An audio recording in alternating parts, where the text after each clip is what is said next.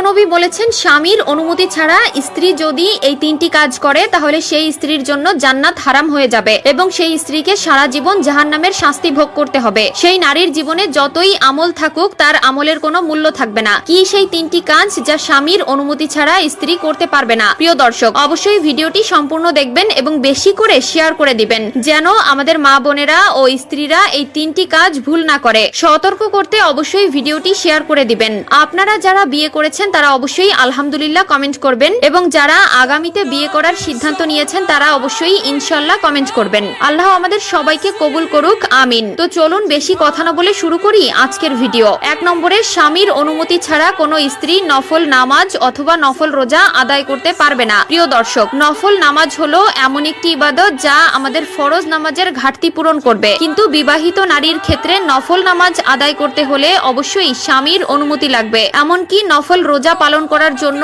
স্বামীর থেকে পারমিশন নিতে হবে। 2 নম্বরে রয়েছে, স্বামীর অনুমতি ছাড়া কোনো কিছু দান করা যাবে না। আমাদের মুসলিমদের জন্য দান সদকা করা ওয়াজিব। গরিব দুঃখীকে সাহায্য করা আমাদের দায়িত্ব, কিন্তু স্ত্রীদের ক্ষেত্রে স্বামীর অনুমতি ছাড়া তার উপার্জিত কোনো কিছু দান করা যাবে না। যদি কোনো স্ত্রী স্বামীর অনুমতি ছাড়া কিছু দান করে তাহলে তার জন্য তাকে আল্লাহর দরবারে জবাবদিহি করতে হবে। নারী হলো সেই জাত যাকে আল্লাহ তাআলা পুরুষের আনুগত্যের জন্য দুনিয়াতে পাঠিয়েছেন। স্বামীর আনুগত্য করা নারীর ধর্ম। তাই নফল নামাজ, নফল রোজা এবং কোনো কিছু দান করার আগে অবশ্যই স্বামীর থেকে অনুমতি নিয়ে নেবেন। 3 নম্বরে রয়েছে, স্বামীর অনুমতি ছাড়া বাহিরে বের হওয়া, অর্থাৎ বাজার ঘাট, মার্কেট, কোথাও ঘুরতে যাওয়া ইত্যাদি। স্বামীর অনুমতি ছাড়া যদি কোনো স্ত্রী কোথাও যায় তাহলে তার জন্য পরকালে কঠিন শাস্তি অপেক্ষা করছে। আজকালকার নারীরা স্বাধীনতার নামে নিজেদেরকে অশ্লীল বানিয়ে ফেলছে। স্বামীর আনুগত্য তো দূরের কথা, নিজেকে পণ্যের মতো সকলের সামনে উপস্থাপন করছে। স্বামীর কোনো হুকুম, কোনো হক, স্বামীর প্রতি যে দায়িত্ব তা পালন না করে নিজেদের স্বাধীনতা নিয়ে ব্যস্ত হয়ে পড়েছে। সেই সকল মা বোনদেরকে বলতে চাই,